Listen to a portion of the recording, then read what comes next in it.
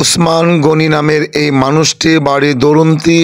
তার একটি পা নাই, আরেকটি পা অচল স্ট্রোক করেছিল। আমি হঠাৎ তাকে এইভাবে চলাচল করতে দেখলে অবাক হয়ে যায়। আশেপাশে সকল মানুষের কাছে বিষয়টা স্বাভাবিক, কারণ রেগুলার সে এমনি করে এই চার দোকানটায় আসে। আমি অবাক হয়ে গিয়েছিলাম। পরবর্তীতে ওনাকে একজনকে বললাম ওনাকে সাপোর্ট দিয়ে বেঞ্চে বসানোর জন্য। উপস্থিত আমি চিন্তা ভাবনা করলাম তাকে একটা হুইল চেয়ারের ব্যবস্থা করে দিতে। যদি হুইল চেয়ারটা কিনে দিতে পারি তাহলে তার আর চলাচলের অসুবিধা হবে না। হুইল চেয়ার বলতে 2 চাকা বিশিষ্ট, আর সামনে থাকে 2টা চাকা। যারা পঙ্গু মানুষ তারা হাতে প্যাডেল দিয়ে চলাফেরা করতে পারে। মানুষটি স্ট্রোক করেছে, শারীরিকভাবেও দুর্বল, একটি পা নাই, আরেকটি পা অচল। উসমান গনি, বাড়ি দরুন্তি।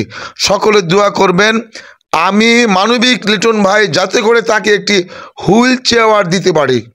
হুইল চেয়ার দিতে পারলে আমার কাছে খুব ভালো লাগবে, শান্তি লাগবে।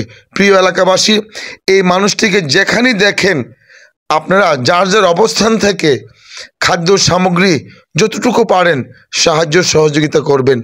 আপনার সাহায্য আপনার কাছে আল্লাহ তাআলা পৌঁছে দেবে, এটা মনে রাখবেন।